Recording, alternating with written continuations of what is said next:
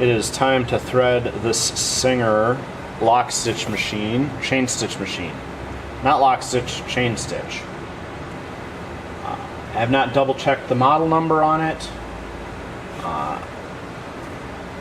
This I did not look up a manual for it either, so this is completely the threading pattern that I determined very carefully by looking at the wear patterns on the machine and using my system of starting on one end and trying to follow through all of the parts that a machine needs to use on the thread to get a stitch. So on the back side here there are two thread guides.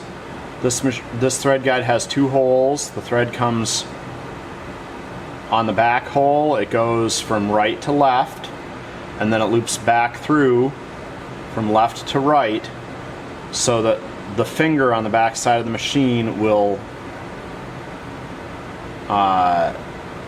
nudge the thread.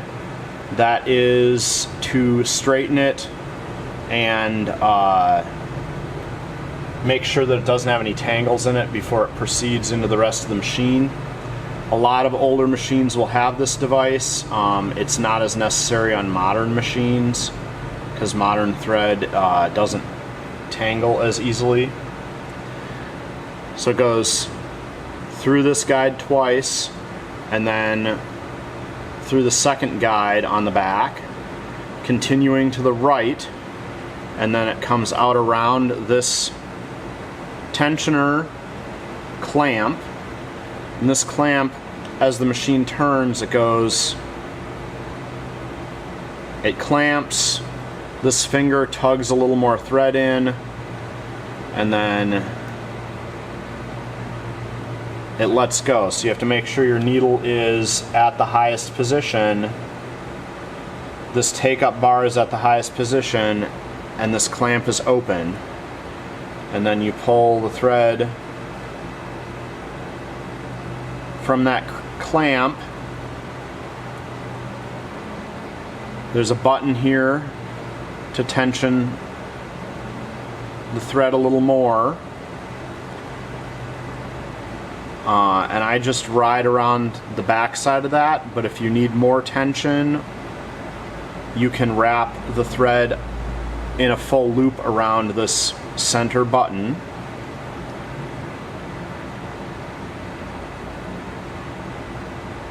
Then the thread comes to this curlicue guide on the front plate, goes down under this hook guide, now over the top of this bar, and here's a bar that is the take-up arm, or serves as the take-up arm on the machine.